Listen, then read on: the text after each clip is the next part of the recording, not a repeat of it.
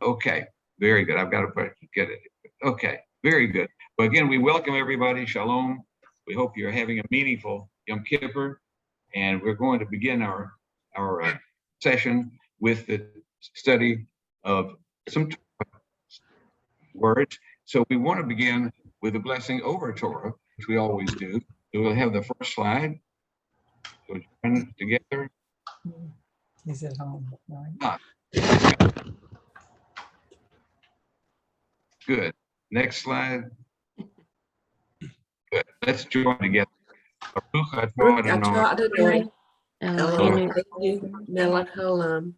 I share Kidshanu b'mitzvotah v'tzivanu la'asok b'divrei Torah. Amen. for you, Adonai our God, sovereign of all, who helped us mitzvot, commanding to engage with words of Torah. that off, please. Thank you. Okay, we can turn that off if you would.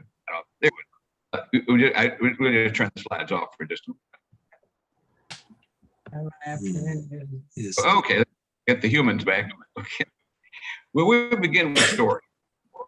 A Jew checks into a very posh, upscale elite hospital for just a checkup.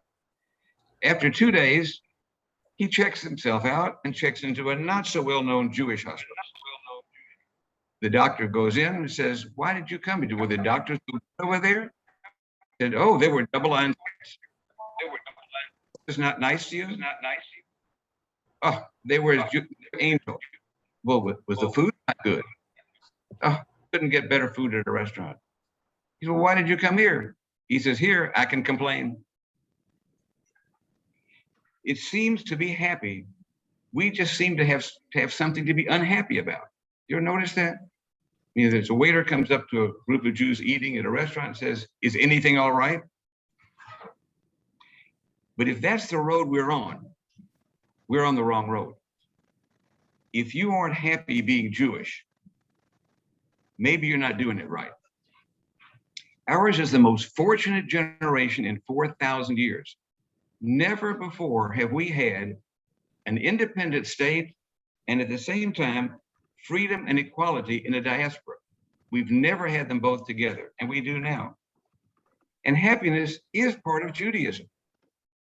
In a few days, we'll celebrate a day we call Happy Day, Simcha. It's called Simcha Torah. The whole day is happiness in Torah. And we have weddings and births, and we have bar and bat mitzvah, Happy Hanukkah, Happy New Year. King David writes the Psalms. His first psalm, the first word is Ashrei, happiness, and it's plural. And we've had much more happy times than bad times in Judaism. In Yom Kippur, it's a solemn day, but it is also a happy day, a day of great joy, because today, more than any day in the whole year, 14 million Jews, every Jew on the face of the earth is doing the same thing and agree. Well, shouldn't then it be life, liberty, and the pursuit of happiness? Life, sure. God wants us to have life. We wouldn't be here if God didn't want us. We didn't choose to be here. God wants us to have life. And liberty, God freed us. God wants us to be free. But I want to ask you a question. Does God want us to be happy? What do you think? Well, when we Jews have a question, what do?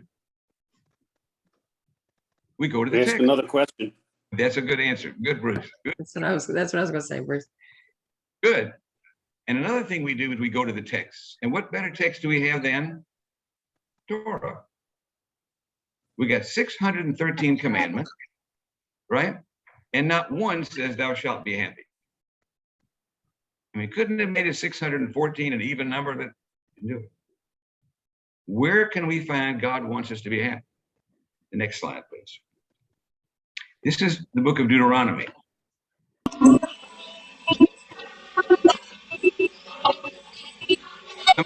Someone would read that whole slide, please.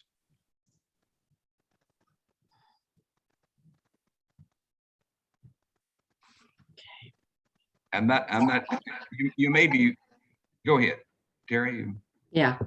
All these curses shall befall you. They shall pursue you and overtake you until you are wiped out because you did not heed the Lord your God and keep the commandments and laws that he enjoined upon you.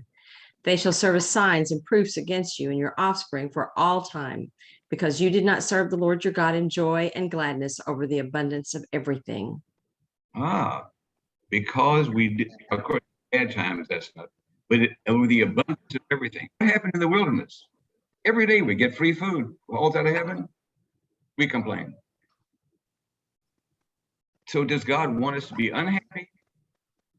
Of course not. It makes no sense.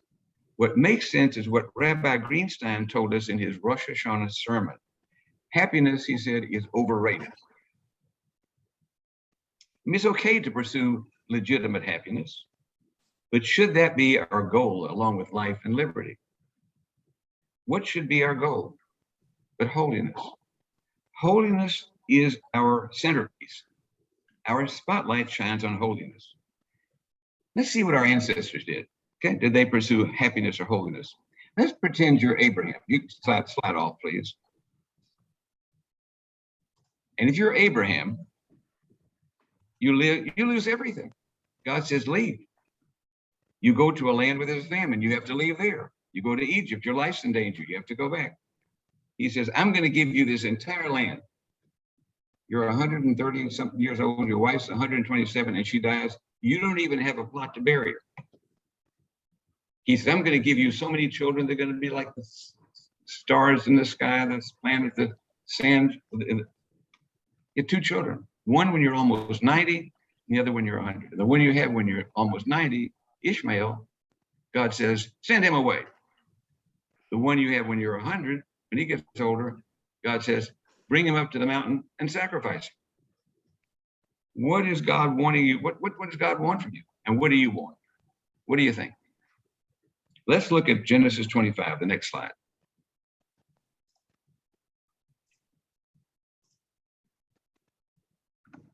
If someone would read that. The next slide after that one. Slide 2. There we go. Okay, just verse 8. Anybody want to read that? And Abraham breathed his last, dying at a good ripe age, old and contented, and he was gathered to his kin. Thank you. Slide off, please. Old and contented? From what we just learned, how can he be contented? What does that mean? It means he wasn't perfect. He didn't lead a perfect life, but he did his best to pursue holiness. And you're Isaac, okay? The first fully Jewish child ever, right?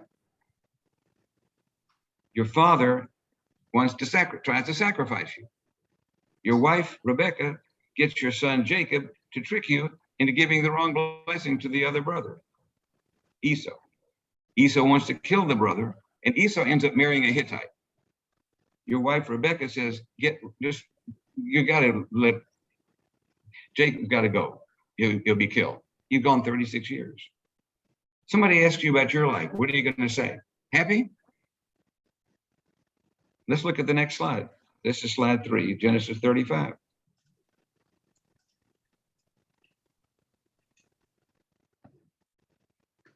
One more slide. I'm sorry, I think, let's see. Yeah, slide 20, verse 29, anybody?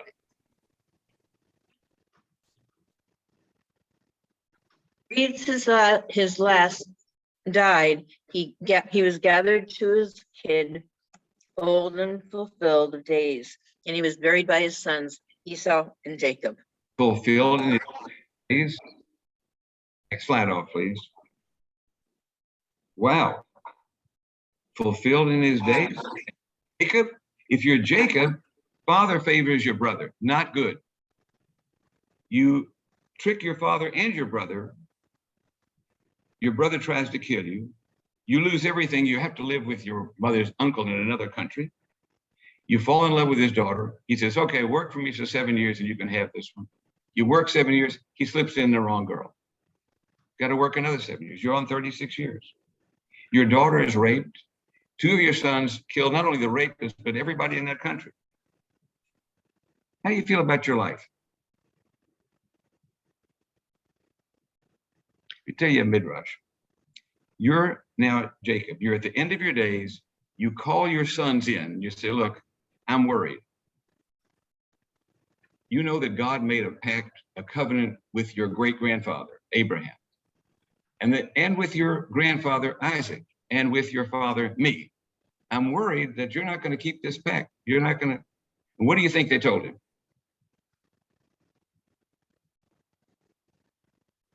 Remember, his name is Israel now. It's changed. What they said was, listen, Israel, Shema Yisrael, Adonai Eloheinu, Adonai Echad. The Lord is our God. The Lord will be one. And what do you think you, Jacob, should say now? What did he say? He said, very good. Thank God. Baruch Shem. Because now I know Kavod Malkuta Le'olam Voed, his glorious kingdom will be forever and ever. You think he was content? Were you content with all that life? But you did the best you could. Our ancestors, heroes of our faith, did the best they could. The patriarchs, and we didn't get to the matriarchy. They struggled, they questioned, they wrestled. They didn't pursue happiness, they pursued holiness. Joshua, Deborah, Gideon, Nehemiah, Ezra, Esther, Ruth. Moses, 40 years, was not pursuing happiness. The prophets, they didn't want the job. Jeremiah says, I'm unclean lips, don't bother me. Jonah runs away, as you know. Rabbi Akiva, Rashi, Maimonides, all the way up to us, struggling with God. That's our name, Israel, struggling with God and struggling for God. The way the world is, we know the way the world ought to be. Struggling with each other and with ourselves, but looking for holiness. Now, knowing that, what question do we need to ask? Let me ask it. What do you mean holy? You've heard that term all your life. Holy this. What does holy mean? Separation. Who said that?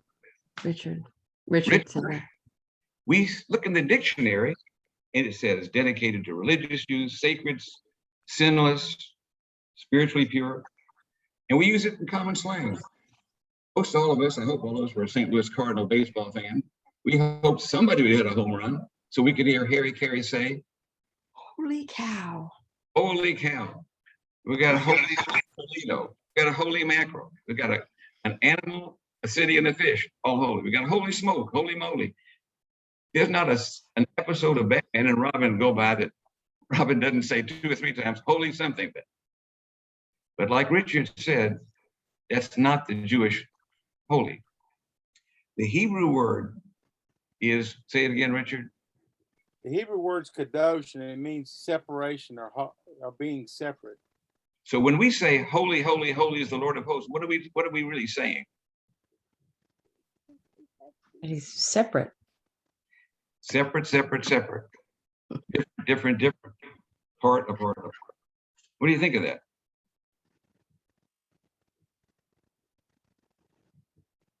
No, they didn't teach us that in Sunday school. Life, liberty, and the pursuit of separation. I mean, let's look at the next slide. I'm sorry, somebody had something to say. I said it sounded discouraging. It sounds, I'm sorry. Discouraging, she said. Well, that's where we're going. Good. Keep that in mind. Let's look at the next slide. Slide 4. The next slide. Good. Okay. Now, the first slide, choose life. That was our first thing, life. The second slide, Leviticus, proclaim liberty. The third verse from Leviticus 19, verse 2, you shall be holy, for I, the Lord your God, am holy. By Richard's definition, which is the correct definition, how would that read if you use his word?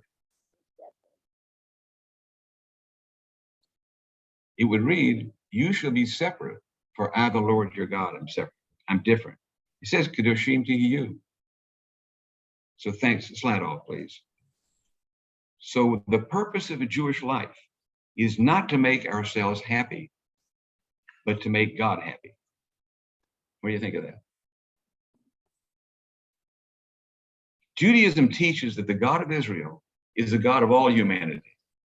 But the religion of Israel is not the religion of all humanity. You think you were depressed before. So if Judaism is different and separate from other religions, are Jews different and separate from other people? What do you think? How do you reconcile this? You got a universal God and a particular people. How about that? Hey, Joe. But he says that. I'm sorry, I've stepped on somebody. That's okay. Go ahead. Because I have a comment to Joe afterwards. Well, but and I can't pull up the verse, but God says you will be a separate people to me. You, in fact, I think a lot of the English translations translate that as peculiar, but it just means different. You will be different. Very good. And very good. Someone else. Hey, Joe, when you were talking about, universal God, there was an article last week in the Haaretz that it may be good for Judaism to get away from this one God concept and recognize that there can be other gods. We have our own God. The Muslims can have Allah and whatever else, but the reason of having a single God for all people creates this tension and violence because you can't all be God's favorite. Yeah, it's an interesting concept. Yeah, this is the idea that individualism is, how do you say this? Individualism is dangerous. We all got to be conformists, or the reverse. Let's look at the Torah and what Bruce said. The Torah is Jewish people, right? Say wrong. No. Well, let's put it this way. It doesn't begin with the Jewish people. Let's look at slide 5. And Bruce brings up a very important point for us to consider here. Okay. One more slide. Good. All right. This is Genesis chapter 1, verse 27. Anyone want to read that? And God created man in his image. In the image of God, he created him. Male and female, he created them. Perfect. There you are. Adam, Cain, Noah, Tower of Babel, created them too. But then you get 12 chapters later, Judaism starts. Anyone want to read that?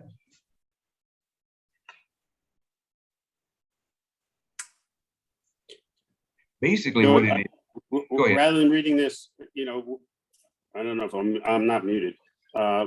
Where God says, you are my people and I am your God. And he doesn't say to the Arabs or the Phoenicians or the Babylonians, you are my people, I'm your God too. Yeah. Now, how do we do this? And Bruce brings up the question. How do you have a God who narrows his focus from all humanity to one specific people? What went wrong? What's God trying to tell us here? All right, let's look at it. Next slide off, please. Let's look at the story of humanity, all right?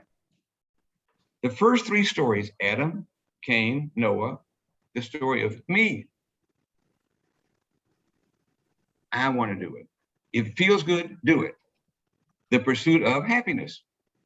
Don't eat that, the fruit. I'm going to eat it anyway because that's going to make me happy. The 4th story, the Tower of Babel, is the pursuit of power. Makes me happy. The pursuit of happiness, either doing what I want to do or power. What makes me happy? It's a self-centered, these are 4 self-centered stories. That's the religion. And it makes me power. Rabbi Greenstein, in his sermon on Rosh Hashanah this year, said, happiness can backfire. That's what's happened here. Judaism is the fifth story, and this is where we get into Bruce's question. Abraham is different. How's he different? Let's look at it. God says to Adam, don't eat that. Adam says, I'm going to eat it. And he does. God says to Abraham, leave. Abraham didn't even answer him. He just leaves. Adam, self-centered. God, Abraham is God-centered. Cain, am I my brother's keeper? Come on. Abraham is a brother who died, but he has a son named Lot. He takes Lot with him. Lot gets kidnapped. He fights kings to rescue him, to bring him back. Yeah, I'm my brother's son's keeper. Noah. Yeah, okay, I'll build the ark. Take me 120 years. But those other people, they can drown. Abraham, sitting in his tent, just been circumcised. 3 guys come up, never seen him before in his life. He rushes up to them, says, take off your shoes, make yourself comfortable. Gets his wife to make some food. You all sit down, I'll stand. Strangers. He is responsible. And the Tower of Babel, we're going to go up there and rule with you. You're not going to rule us, we're going to rule. To Abraham, God says, take your son, your only son, the one you love, Isaac, take him up to this mountain for an offering. And what does Abraham do? He gets up early in the morning to do it. Why? What is Abraham saying? You're God, I'm not. The story of Abraham is for a different self. It's the story of the pursuit, not of power, not of pleasure, not of self. It's the pursuit of holiness, separateness. Abraham pursued God's, we'll say, purpose rather than his own holiness. And that's what gives meaning to life. That's what this story is about. Not prosperity, not popularity, not power. It's about the kind of human being you are. The story of Judaism is God-centered. It's the story of being, well, just say a mensch. Jews are the only people who have insisted in all of history on the right to be different, the duty and the dignity of being different. We have refused to assimilate with the dominant culture, and we don't adopt the dominant faith. Not just to be different, that's not the issue, but to respect, let's put it this way, to reject pursuing pleasure and power. That's what Lech Lecha meant, not just a physical leaving. That's been the greatest challenge, not just to Abraham, but all of us through the centuries. Now that's our challenge to our people and to individual Jews. And that's what Rabbi Dreyfus reminded us of in his first class with us. Remember, he mentioned the Kotzker Rebbe, the Menachem Mendel Morgenstein of Kutsk. He asked his students, asked him, where's God? You remember what the answer was? Wherever you let him in. And that's what Rabbi Dreyfus taught us, putting emphasis on breaking the ego. Actually, the Kotzker Rebbe was Abraham Joshua Heschel's uncle. He raised him, actually, but that's another story. But Adam, Cain, Noah, and the Tower of Babel were self-centered. Abraham was God-centered. So the question that Bruce is asking, are we the only ones that God can count on? Do we have the covenant? Yeah. Or is there another covenant somewhere? Is this the only covenant God made? Let's look at the next slide.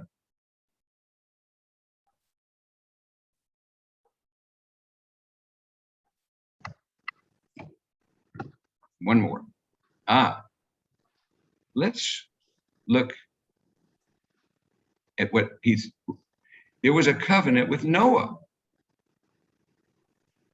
What does it say in verse 8 and 9? Anybody? Well, it says in verse 9, now I establish my covenant with you. and your offspring to come, which is you, it's everybody. And you can read that whole, my covenant, I will maintain my covenant with you, never again shall. The sign is the rainbow. The sign is a covenant between me and the earth. But then the next slide, we get a particular covenant. 99 years old. What does he say? God says, I will establish my covenant between me and you. God says, as for me, this is my covenant. You'll be the multitude of a number of nations. What do you think of that? Slide off, please. We've got two covenants here.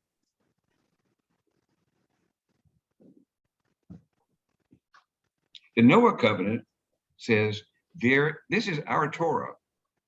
Our Torah says there is one God, the God of everybody, created by everybody, and created in the divine image. Someone not in our image is still created in the divine image, in God's image. Rabbi Abraham Joshua Heschel said, if you see another person and you don't see the face of God, you need to have your eyes examined. This is humanity. This is everybody, regardless of class, of color, of culture, of creed. This is the most beautiful insight and the most revolutionary statement in all of human history. Joe, I'd like to say something, please. Please, yes. You know, Nancy. this whole thing about being separate, my head is spinning right now. Good. My parents did not practice the Jewish faith after my brother was bar mitzvah. He was bar mitzvah because he was supposed to, and then they stopped practicing religion. My brother stopped practicing because they felt that organized religion is what separated people. Me, Guess that doesn't spout Judaism then, does it? no, my belief is that I think it's okay for other people to believe in other things. It's just important that they have something to believe. And I respect other people's religions, and I engage in conversations, and I learn, and I teach them about Judaism. I don't proselytize, but I'll share with them and educate them about Passover and Hanukkah and Shabbat. And that's what's beautiful about, to me, that's what's beautiful about our religion, is that I don't go out going, I'm Jewish, I'm the chosen one, but I'm like, hey, I'm proud to be a Jew. Let's talk about that. That's a very good point. There is the other covenant, our covenant.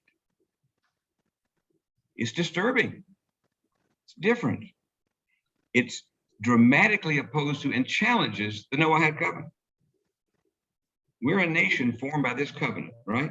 It's not universal. It's particular. It's not for everybody. You can either be born into it or join it voluntarily, but it separates this people. Next slide.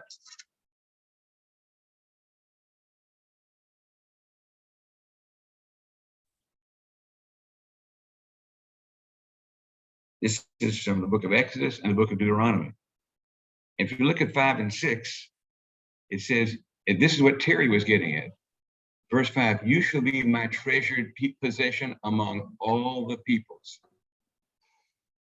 All the earth is mine. You're going to be my treasure. And in verse 6 of Deuteronomy chapter 7, God chose you to be his treasured people. Uh-oh. Slide off, please. What do you think?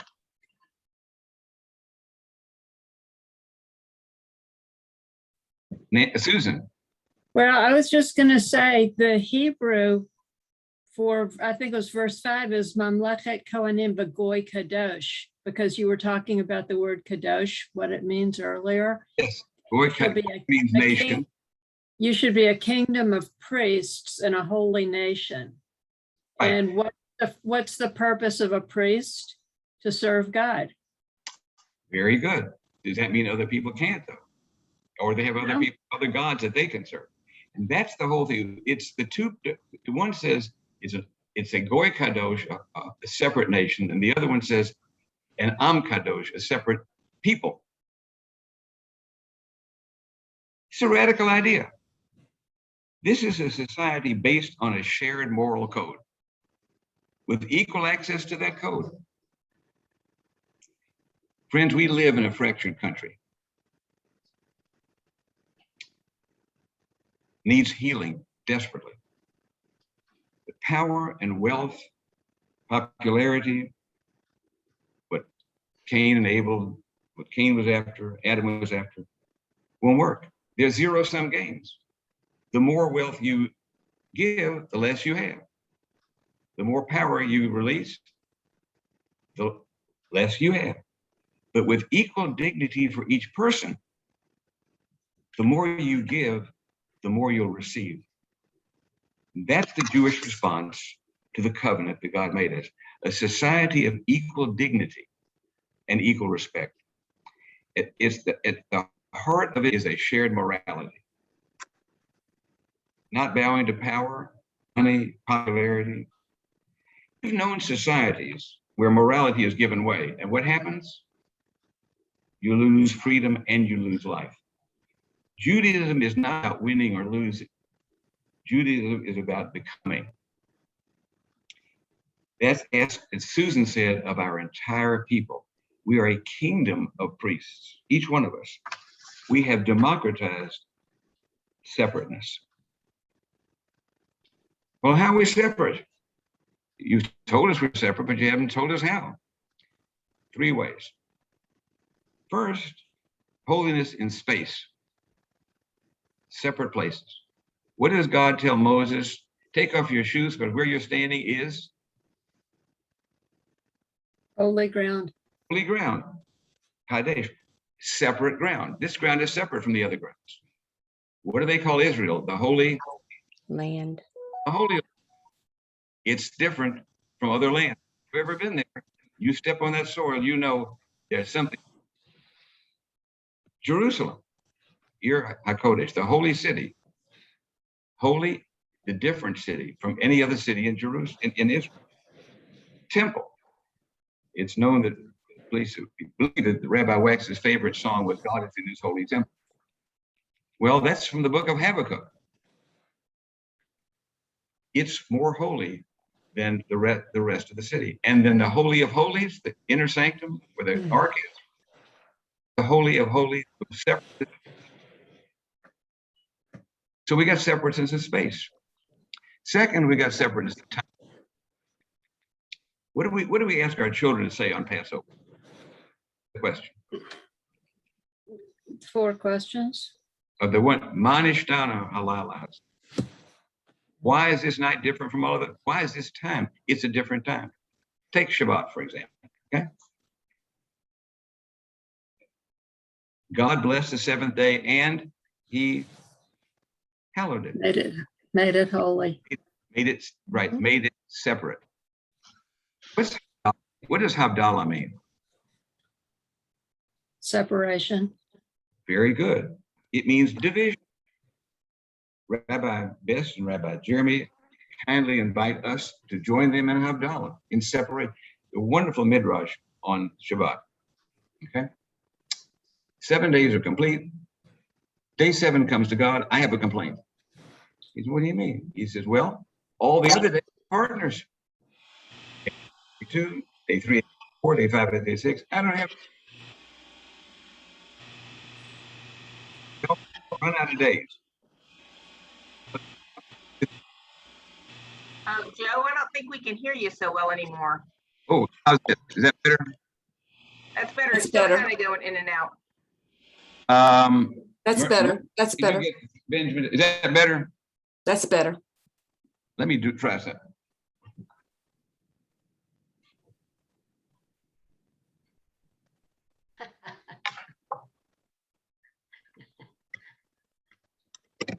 How's that? That's good. That's good. Everybody all right? Yep. Turn this around here. Otherwise I'd hear you backwards. Okay. Did you hear? Let's start we'll start the 7th day comes to God. It says, God, I'm not happy. All the other days have partners. I don't have a partner. Day 1 is day 2, day 3 is day 4. And God says, okay, you're right. I'll give you Israel as your partner. And not only that, I'll give you a name. You'll be known as, let's call you Shabbat. And day 7 says, What does that mean? And God says, well, it'll mean whatever your partner makes it mean. Isn't that true? That's what Rabbi Greenstein and Rabbi Danziger told us.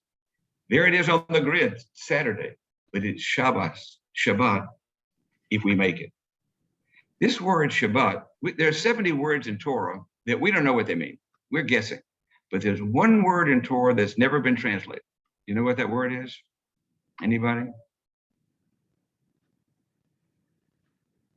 It's Shabbat. In the Latin Bible, known as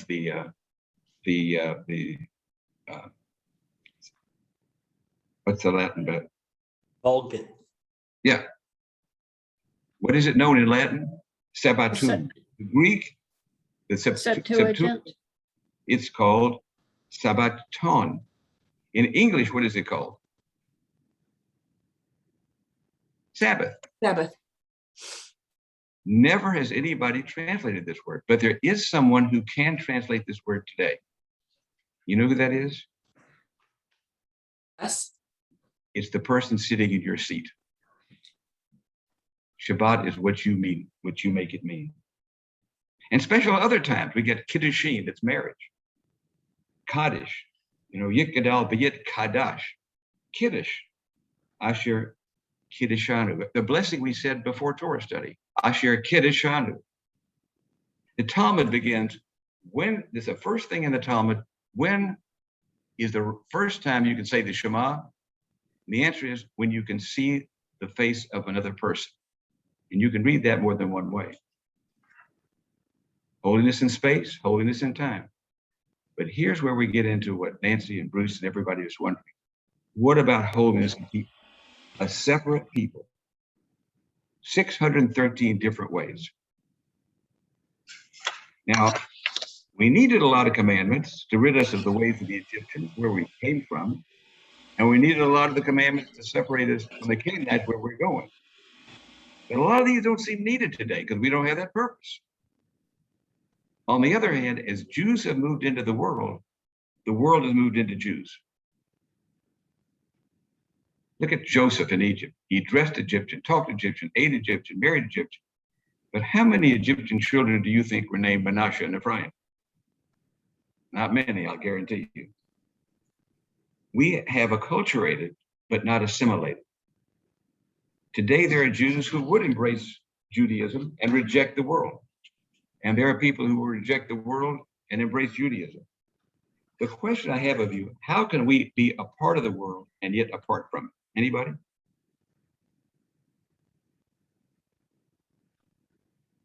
That's a tough question. I'm sorry? Not really, because if we don't maintain our Judaism and embrace the world at the same time, we're doomed. Anybody have a comment on that, what Rosalind said? It's good. Yeah, and we don't live in convents, we don't cloister. We embrace our Judaism while we are part of the world. Except if you go to Israel and Harari. I didn't understand you, Bruce. Say that again. If you're in Israel and you're part of the Harari community, well, yeah, the Haredim, they're not.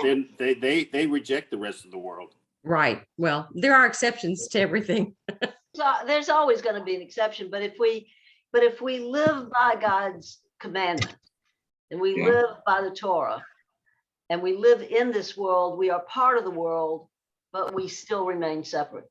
Yeah, and what Bruce was getting at, what Rob was getting at, is there are rabbis who would sacrifice a Jew for a law, and there are rabbis who would sacrifice a law for a Jew. But for the majority, the Haredim, they're different, and we're different. Well, when you say the Haredim are, I don't want to get off of the Haredim, but a little bit of an exception to our Jewish rule. Aren't we all? No. That's one of the important questions, actually, because we Jews have no dogmas. We don't have them. We're just witnesses. It's all we are. We don't have any. If you don't believe it, See, this is what Judaism is really not a religion. A religion is a way to get you what you want by believing what is wanted. Judaism doesn't have this. Judaism doesn't have the answers. We trust the answerer, but we don't have this idea that you must believe this way. We don't have that. Any other questions? Have I confused you so far? Good. The problem here that I think we're getting to is our culture is becoming more hostile to our values. Is that right? What do you think? Be more dangerous to our children. We're fraught with drug abuse and alcoholism. We use drugs to help us. They're wonderful. But in Judaism, we try not to let drugs use us. We use wine for blessings, but we are not going to let alcohol use us. That makes us different. Good, bad, no, different. Even people who want to make themselves our enemies. Haman says to Ahasuerus, he says, this is a different people. They got different laws. Balaam, the false prophet, says, this is a different people. They live in solitude. They're not reckoned among the nations. Set apart means special places set apart, special times set apart, and yes, a special people set apart. Set apart because Judaism is not only a way of living, it is, as Abraham Joshua Heschel wrote, a way of thinking. Take Shabbat. How would you think about Shabbat? That's at best.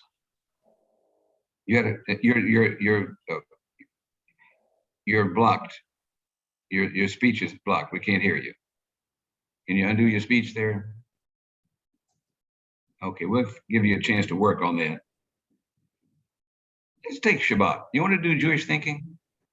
Spend an hour day after tomorrow thinking Jewishly. Just an hour. Join us in Torah study. It's that simple. From 10 to 11, we just think Jewishly. And you can use this if you want to. Or maybe, just maybe you want to get one of these. Oh, I'm not going to use that. Maybe not. You might.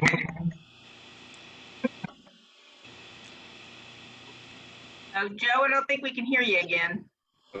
Can you now hear me? So Okay. Joe, does the yarmulke and the tallit make you a Jew? Question. Nothing in the Torah. Can you hear me now? Let me get.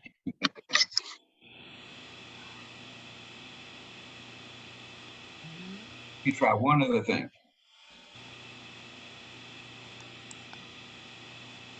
I've been trying to say something. Oh, can you hear me now? No? Yes, we can hear you. Okay. Can you hear me Thank now? you. Is that better? I wanted to make a comment. Can you hear me talking to you in my voice without me screaming? The comment is about the word Shabbat. Yep. I was brought up, I'm a Sephardic Jew, and Shabbat is what we used to use in my house. And this is what I found as a young child, that the Ashkenazi Jews, which I think all of you are here, right? Are you all? Okay. I'm a Sephardic Jew. The Ashkenazi Jews would not accept me as a Jew. Is that crazy? Yeah. That is crazy. There's a difference. The Sephardic Jews from Spain. That's what Sephardic means. The Ashkenazics is Germany. They resist on. Well, we say Shabbat. We don't say Shabbat. If you're Sephardic, it's on the last syllable. Oh, Joe, I think We can't hear you. Yeah.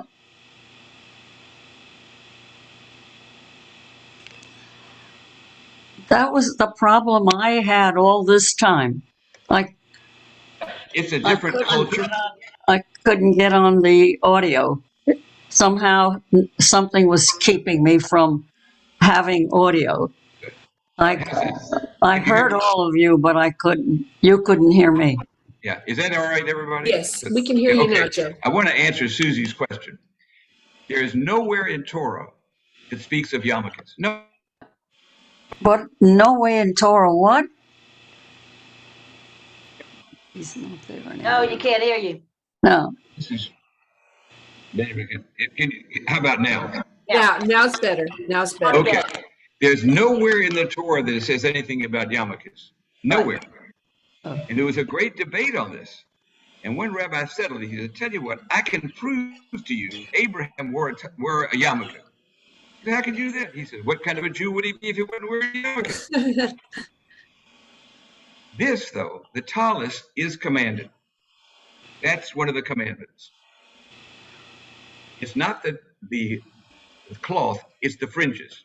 The fringes are not together, add up to 613, which is to remind you constantly that there are 613 commandments, no matter what you do. That answer your question? Yeah, well, it doesn't, because the yarmulke then is, I mean, it's traditional, symbolic, and maybe the tallit is commanded, so you remember the laws and the commandments. But symbolism doesn't make you a Jew. In my world, or as I understand it, it's what Micah said today in his sermon, last night. It's how you treat others and how you live in the world by Torah is what makes you a good, makes you a Jew. What is a symbol of God? Don't Is there a ask me. symbol of God on earth? No, The answer is the Torah. What?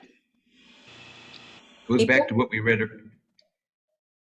The human being. Us. We are made in us. the image of God. The human being is the symbol of God on earth. And that's what Micah was going to. If we're going to be God's symbol, we need to do what God would have us do. Not just Jews, but the human being is a symbol of God. Isn't that what we're taught? I mean, isn't that our teaching? Sure. There are many things that can help you be Jewish. For example, well, there's a Talmud.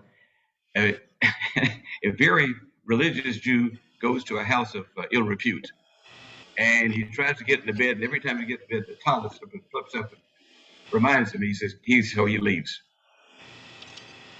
If you're wearing this every day, you're reminded of it. That's what that's all about. It's making distinctions. Judaism rises and falls on distinctions, and anything that helps us make those distinctions, we got 613 boundaries, right? We lost our land, our property, our sages. We lost everything except our limits that separate us, the boundaries that define us, and our loyalties that sustain us. We have limits. That's what Yom Kippur is about. Can you all hear me okay? Yes. Yeah. Okay. There is a meaning of Yom Kippur outside of atonement and forgiveness. Yom Kippur means return to thinking Jewishly. Return to the boundaries God set for us. Yom Kippur calls to us, come home to where you belong. Let God in. Be different. I mean, if we're like everybody else, how can we be an inspiration to humanity? If we're no different, how can we be relevant to a torn world? You have to be centered on God, loving, forgiving, challenging God, never asking more than we can do, like a yarmulke or a tallis, but asking only to do the best you can. We are not perfect. Look at Abraham, Isaac, and Jacob, mistakes left and right. They are not God does not expect perfection. This is not a final exam. God expects us to fail, but doesn't expect us to be failures. We get up and next year we try better than this year. Does that make any sense, anybody? Very nice. Yeah. You were talking about, thinking Jewish. To me, it's not what I think, it's what I do. And that Rabbi Micah talked a couple weeks ago at Friday night services about the difference between Judaism and other religions, that they have faith, and that what makes us separate, I guess, is that we do. It's our actions. Like love is an action. It's not And that's very important what Nancy's saying, because if we think ourselves, we're not going to do what God wants us to do. So thinking precedes doing. We say Avinu, right? A comforting parent, close to his children. Malkenu, a compassionate king caring for his children. That's why we say Avinu Malkenu. We're saying to God, we want you to be our parent, our king. We need you to be our parent, our king. Please forgive us. We knew what was wrong. We did it anyway. And what does God say to us? He said the same thing he said to Moses 33 centuries ago, what he said every year since then. Salakti kidabarecha. I have forgiven according to your word. Any other questions so far? But if God forgives us, are we able to forgive ourselves? Actually, that's really a prerequisite. If we're not able to be forgiven, if we're not willing to be forgiven by ourselves or anybody else, why should God? That's a very important lesson. We are made in the image of God. The question is, can we forgive God?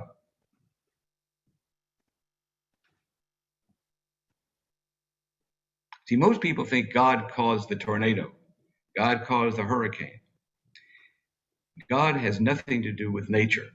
God is beyond nature. Nature does what it wants to do. Where was God in the Holocaust? I tell you where God was in the Holocaust. He was in the German families that hid Jews, the Protestant families. Where was God when that disaster hit Haiti? They were in the Israeli hospitals that came there and rescued these people. That's where God is. Pagan societies worship gods. They worship the sun. Egypt, what was the name of the guy who headed Egypt? Ramesses. Ra was the god of the sun. Meses, his children. He's a child of the god. We don't have that. They blamed God of this for that, the god of the Nile, the god of this.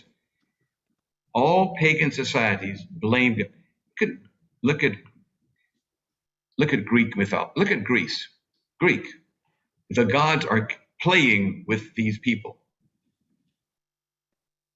This is why Greece plays always end in one thing, which is tragedy. They all end in tragedy. Jewish plays always end in hope. It's an entirely different culture.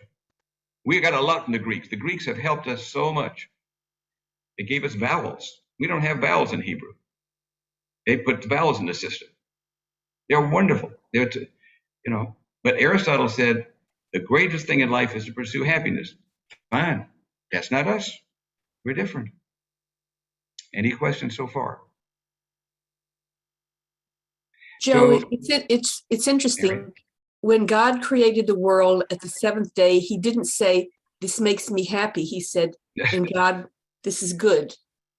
And what Mary said is very important, because if you look at the Torah, is there anywhere it says, and God made the children? Is there anywhere that it says that the children of Israel made God happy? Messiah.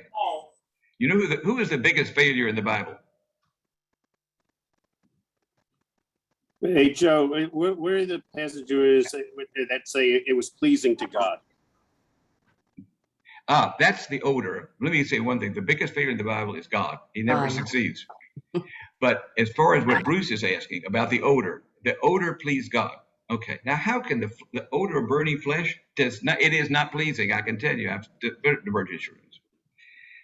You come home and your spouse is cooking your favorite food and you say, boy, that smells good. What does that signify? It signifies that somebody you love is doing something for you because you wanted it. So when God smells the odor of burning flesh. Isn't it that the odor isn't good? It's that they're doing something to come back to me. Nobody was happier in the entire country than the fellow who just left making the sacrifice. He was pure. Alan, you got a question? I can't hear you. I can't hear you. You're blocked.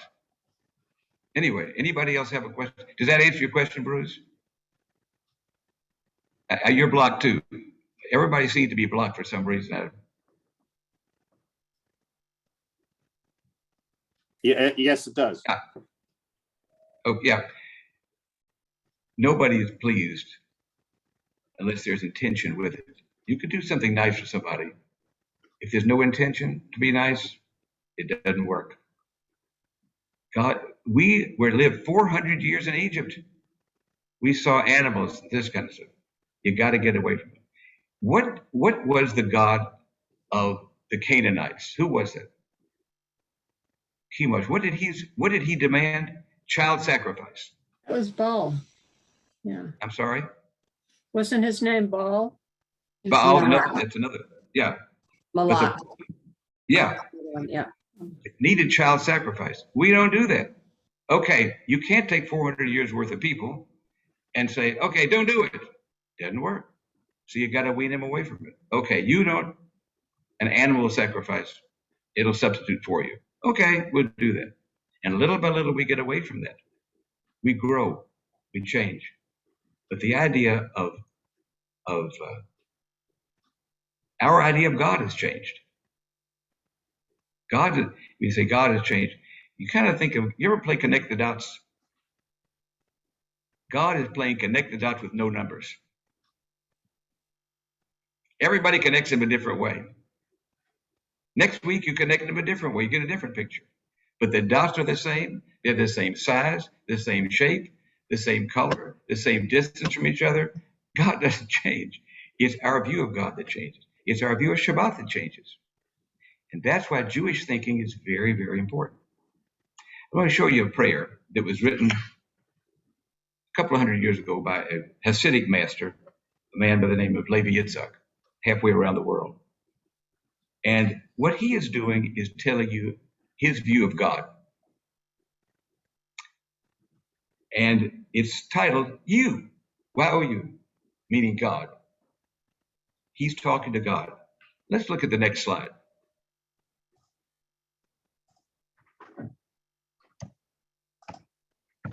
And the next one. Okay, very good. I'd like for us to invite you to read this together, slowly. Remember what Rabbi Greenstein said, we're moving in too fast a world. Fast food, fast speech, fast driving. Let's slow it down a little bit. Let's go very slowly on this. Can you all hear me okay? Yeah.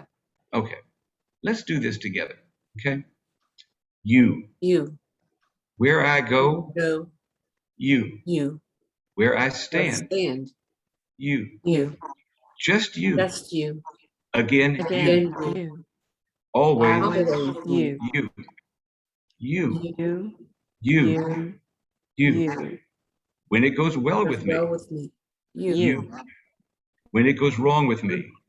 You. Just you. Again, you. Always, you. You. Heaven, you.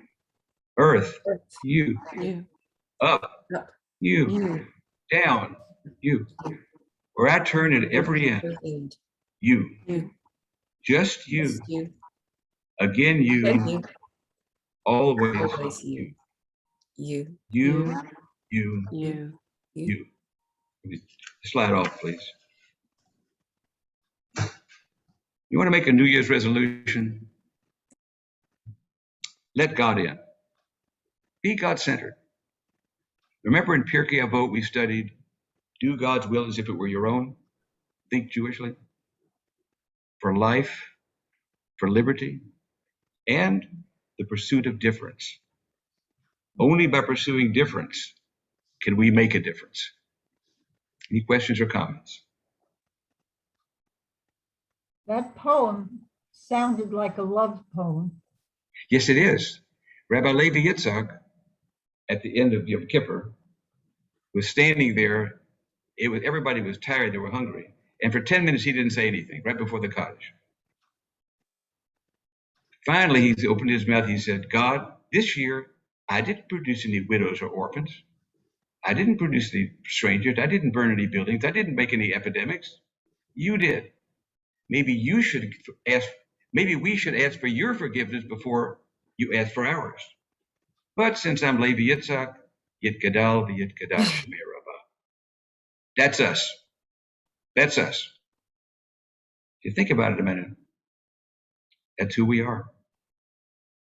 Doggone us people, it's amazing. Any other questions or comments? Somebody has it. Bess, you had your hand up. You're blocked, but I can't hear you. Unmute Will that yourself, Bess? Bess. I think our problem Good. is that we try to humanize God like the Christians did. They made Jesus Christ a God Well, because he was a the human. the answer here is we were made in God's image. We shouldn't try to make God in our image. Exactly. Very good comment. Any other comments or anything that we all did very good. Don't forget to tune in to Rabbi Dreyfus, and wish you a good new year, a holy new year, different new year, happy, healthy one. Thank you all very much. You've been Thank you. terrific. Thank you. Thanks, Joe. Thank you. Thanks, Great Joe. job. Thank you. Thanks Thank for you, being Joe. here. We appreciate it. Thank you. Be Thank you, well. Joe.